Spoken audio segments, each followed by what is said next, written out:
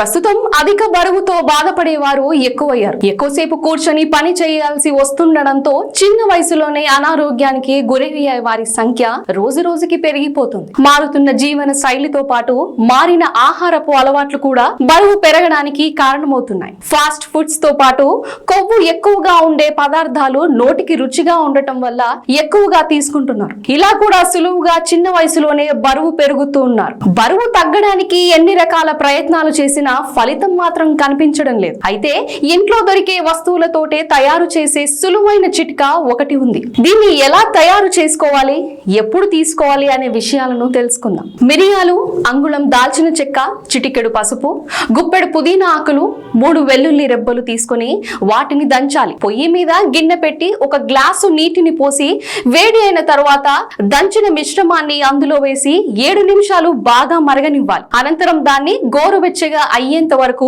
పక్కన పెట్టండి. తర్వాత దాన్ని వడగట్టి ఒక గ్లాసులోకి తీసుకోండి. రుచి కోసం దీనిలో కొంచెం తేనెను కలుపుకొని తాగాలి. వారానికి 2 సార్లు లేదంటే 3 సార్లు దీనిని ఉదయం తీసుకోవాలి. శరీరంలో రక్త నాళాల్లో పేరుకుపోయిన కొవ్వు ఒక్క దెబ్బకు కరిగిపోతుంది. రక్త ప్రసరణను మెరుగు పెంచడంతో దాల్చిన చెక్క ఎంతో తోడ్పడుతోంది. శక్తివంతమైన యాంటీ ఆక్సిడెంట్ గా మిరియాలు పనిచేస్తాయి. వెల్లుల్లి, పసుపు కొవ్వు కణాలను విచ్ఛిన్నం చేసి దాన్ని కరిగించడానికి సహాయపడతాయి. అయితే ఒక విషయాన్ని గుర్తుంచుకోవాలి, బరువు తగ్గుతున్నాం కదా అని ఎక్కువగా తాగడం కూడా ఆరోగ్యానికి హానికరం అవుతోంది. వారానికి 2 సార్లు తాగితే సరిపోతుంది.